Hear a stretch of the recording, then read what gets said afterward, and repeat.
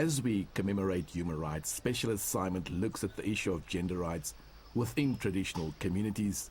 The recent court case of Bavenda Princess Masindi Mpepu is one such case that forces the country within a human rights context. They even included that in one. No women will ascend the throne in the Bavenda kingdom. And how does that make you feel then? It hurts. It hurts a lot because at the end of the day, we are family. I would think that they'll support me, they'll groom me and stuff like that, but we are at war. It hurts deeply. The battle lines were drawn when in 2012, President Zuma recognized Masindi's uncle, Tony Mpepu Ramabulana, as the rightful heir to the Venda throne. King Mpepu Ramabulana was recognized as a king of the Bavenda community. He is not a regent. According to the findings of the commission, he is the correct leader and born from the correct house to lead the Bavenda kingship. Not far from Venda, Hosi Nwamitwa II faced similar challenges, but after a protracted legal battle, the Constitutional Court ruled in her favor, a landmark decision for the rights of women. You cannot override the Constitution. She has got her own, she has got birthright to be the leader of the community. Are customary laws at odds with common law in our constitutional democracy?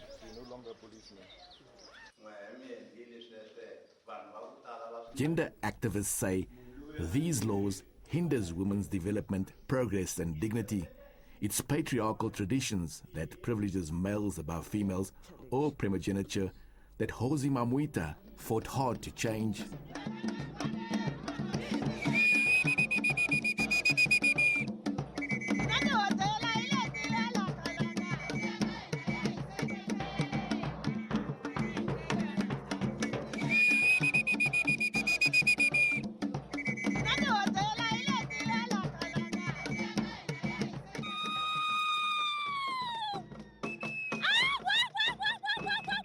Traditional practices are an integral part of South Africa's diverse and rich cultural heritage. These rights are protected by the Constitution, which sees all citizens as equal, irrespective of gender, religion or language.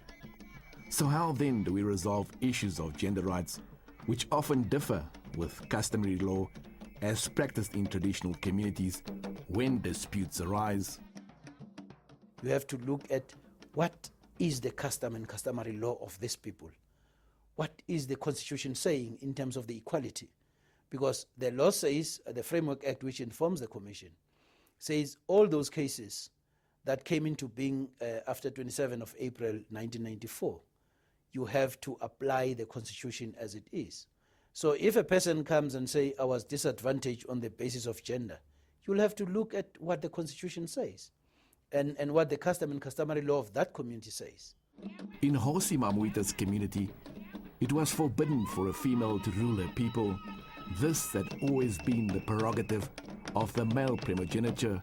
This until she challenged this gender-based prejudice all the way to the highest court in the land. With the equality clause and the primogeniture rule, it doesn't, meet anywhere.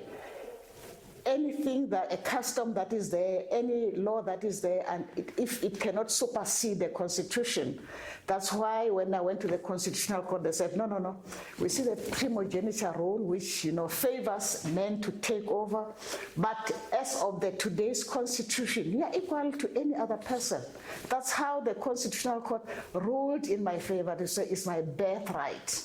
The ruling in her favor has frustrated some male traditional leaders, because now women could challenge them on leadership roles, which was unheard of in the past. There were some of the traditional leaders, royal leaders, who were not happy about my case because they were saying it's a precedence. Some of them had, sisters as firstborn and becomes a man as a secondborn because of primogeniture rule. the second born had to, as a man, had to be a hosi. More recently, Princess Masindi Mpepu has challenged her uncle Tony Mpepu Ramabulana, the king of Vavenda, in court after she was prevented from ascending to the throne because she's a woman. The primogeniture rule is a system whereby male persons are considered to be the heirs to either to a throne or to succeed in terms of property. It was practiced before the Constitution, whereby female persons are not entitled to inherit anything. So this primogeniture rule is still existing. There were court cases, but those court cases did not specifically deal with the role of primogeniture to an extent that is somehow still being practiced. And we are saying this primogeniture rule is unconstitutional because it disinherits female persons. We are saying the Constitution regards male and female persons as equal before the law. So this is the basic argument before the courts. This is the basic argument before the court, and how it came through is that the Mpepu Ramaburana family, in their minutes, it is recorded that the kingship of the Mpepu Ramaburana cannot be ascended to by a female person. Soon after her coronation as the hosi of the Baloyi Traditional Authority, she has taken steps to empower women and girls. Although the Traditional Council does have men, in this community, it's the women that rule. And I wouldn't like as a woman to see other women being oppressed, but I'm saying we need to transform. If it was an event, we'll say tomorrow we have transformed. Since her reign in 2008, she has created a number of projects to empower her community. She recounts with delight on how she met Sir Elton John and convinced him to put some money into one of her projects. We need something a shelter for these children to be in. That's how I met Sir Elton John. He was coming from London, was going to open another project at Vrygrond at Meisenberg. So when I met him, I said to him, introduced myself to him, I'm a woman from a rural area, but I've got this youth project. Can you help us? We want to build something small for them to work from. I said, no, Hosi, when I go back to London, with one song, I'm going to fund your project. And when he went back to London, I think he raised about 6.5 million. That's why you see this infrastructure here. I'm the overseer of the programs that we are rendering here, because we have got 7 programs that are being rendered here. That is Fit for Life, that focuses on youth, that we do have the after-school care, that we take children that are coming from local school to just to receive whatever that we're like helping them with homeworks. We have early childhood development, that is the creche, that we take from 0 to 5 years. We do have home-based care, those who are assisting those who are having chronic HIV. We assist them. We have got 22 of them. We do have the mamas and papas. These mamas are being referred from the health center. They are coming here to do embroidery. As I speak now, they are very busy doing their job.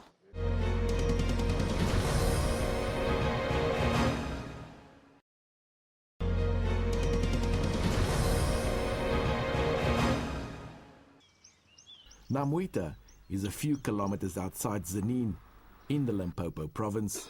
With a population of 76,000 people, the Traditional Authority comprises 32 indunas, ensuring the daily needs of the community. Ni lidara ya tinduna leti ya tin'wana ta 31 hi mhaka ku ri papa mina loko a lova isa ya tinduna leti ya tin'wana ta 31. Ti-problems leti nga koho amugangeni ku fana na mati na gezi nkarhi wun'wana ri pfa ri famba loko va teka mehe u nhlonipha hikuva ni ri ni ndunankulu ya tiko leri ka Baloyi. Aka nkarhi lowu taka na swi navela ku va na tinduna ta vavasati letitsongo ku fana na mehe. Unlike in some rural communities, where the traditional courts are the domain of men only and women are not allowed inside, here there is the equal representation of both genders. The lawmakers should come and have a look how your courts are operating. Where we have traditional courts, to change it is a process. It's not an event. I agree with those who say, no, we don't agree with it, because they've seen what's happening in other courts where male traditional leaders really oppress women. And I wouldn't like as a woman to see other women being oppressed, but I'm saying we need to transform. On this particular day, Hosi Nwamitwa II presides over the case of a man who stands accused of insulting a member of the community. It's an offence which is punishable with a fine or community service. We fined him 500 rands, and then 550 rands, and then 50 rand is for our tribal police who went to summon him to court. Then he agreed to pay, but he requested that he has to pay in 3 months installments, and he apologized. So that's how the case was settled. In the traditional courts, what other matters do you generally deal with? Couple quarreling. They want to divorce. If it's a matter that is a traditional type of settlement, we call them to the court. Why do you want to divorce the woman? And they explain, and then we settle it. And even child support, sometimes they bring it to us. If we fail, we take it to the magistrate offices. The Traditional Courts Bill was This after 2 previous versions of the controversial bill were rejected in the National Assembly because of fears that it gave traditional leaders too much power and oppresses women. This new version of the bill is very progressive, but because it doesn't use enforceable words which is gonna make sure that the rights of women are respected, it says women will be encouraged to participate. We know that in our traditional setups, women have been brainwashed or they know their places. They are not going to be, there's no environment which is going to enable women to participate. The new bill says that traditional courts must be constituted of women and men, and courts must promote and protect the representation of women at all times. If you go to different traditional courts, there are women. There may not be that many, because some may not want to participate. But where I come from, there are women participating in traditional courts. But I agree previously that was the sticking point. But now that is being addressed. So the condition for a traditional court will be a substantial representative of women in that particular traditional court. So the traditional court will be composed by men and women. Parties will be able to opt out of the traditional justice system, a provision that did not exist in the past bills. But the Alliance for Rural Democracy is concerned that this could lead to victimization if those living under traditional leadership structures do not comply. I'm saying these things with caution, because by opting out, they know where they will get you. There will be time when you want to bury your loved one in the village, and they will say, you opted out, you don't recognize us. There is so many ways that they will victimize people who will opt out. So for us, it is written, but in practice, it could be a very dangerous move to make. However, the new bill still prohibits lawyers in court. Disputes are meant to be resolved by traditional leaders under customary law, exercising restorative justice in a manner that's non-adversarial. That bill is in the pipeline. It will definitely be tabled in Parliament, and it will definitely improve our justice system in the Republic, because it will allow traditional leaders to have those courts and to resolve those disputes. And then we will see, possibly we will see a reduction of cases at the magistrate court and a reduction of overcrowding in our prisons, because we will be using restorative justice. The Justice Ministry is confident that the new bill will become law, regulating traditional courts in line with the Constitution.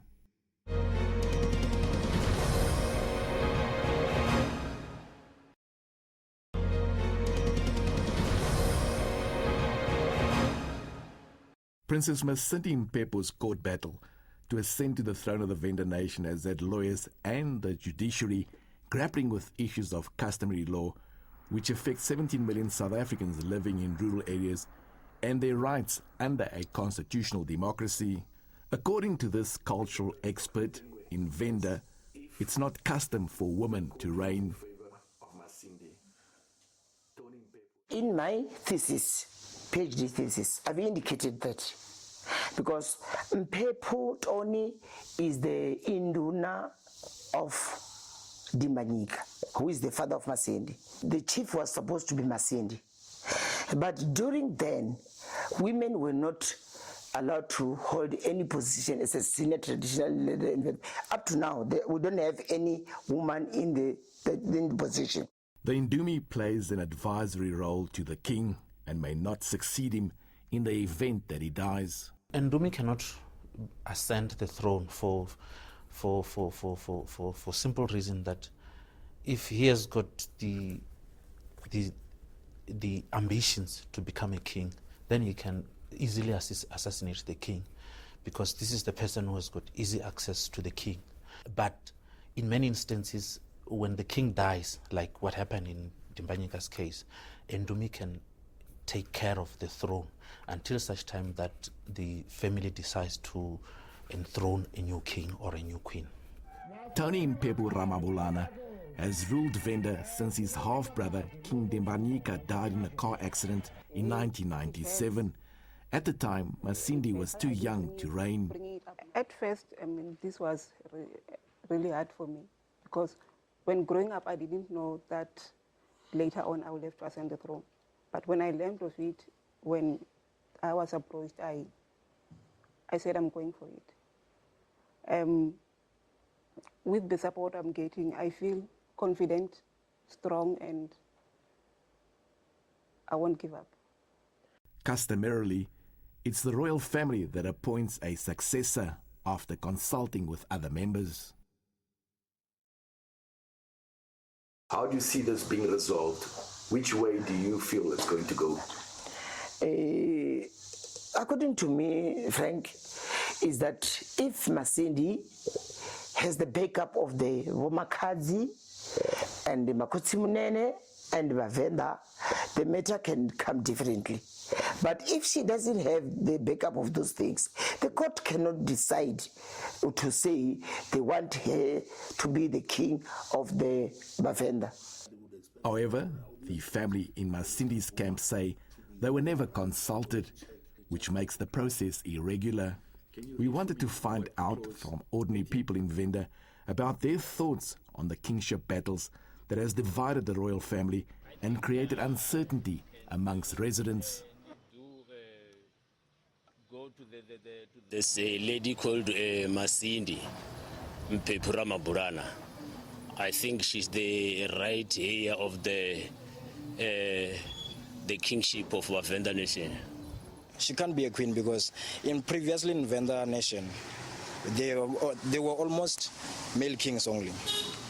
She cannot succeed a man because the president of the case of Shilobana cannot be used here because this is not a chiefdom, it's almost a kingship.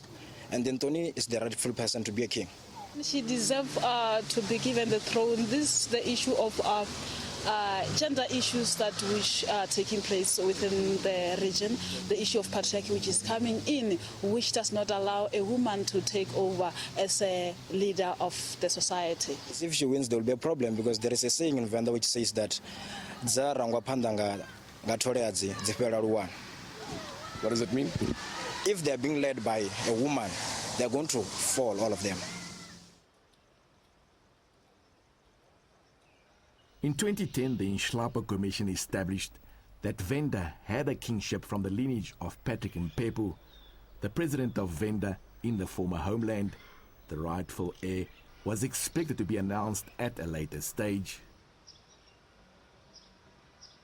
In 2012, when we realized that there is a government gazette that is recognizing Peter Tony as the king of the Bavenda people, we then approached the court with a view to review the the president's decision to recognize Peter as the king of the Bavenda. However, the Commission for Traditional Disputes and Claims, which preceded the Nhlapo Commission, maintains that Tony Mpepu Ramabulana is the rightful king of Bavenda. It is now up to the court to decide. We will not empty or presume what the court will decide, but based on the facts that are before us, and based on the fact that the commission resolved on this matter, that King Mpepu, who's the current king now, is the correct person to occupy that position. Then, unexpectedly in September last year, the government announced his coronation. Why would there be efforts to coronate somebody when there were still a legal process, a legal challenge to challenge his eligibility to the throne? But the coronation did not go ahead when Masindi obtained an urgent interdict in the Thohoyandou High Court. But it is the family, the royal family, that decides when and how the coronation should take place. From government, from traditional affairs, we're coming in from a governance side, wherein we're bringing in the oath of office that the king will take before the judge, and the president, who will basically hand over the recognition certificate during the coronation ceremony. But the family, the royal family, must, in terms of their custom and customary law, coronate that particular king. The matter was finally heard late last year. The applicant's advocate told the court that a ruling in Masindi's favor would empower women and solve other traditional disputes.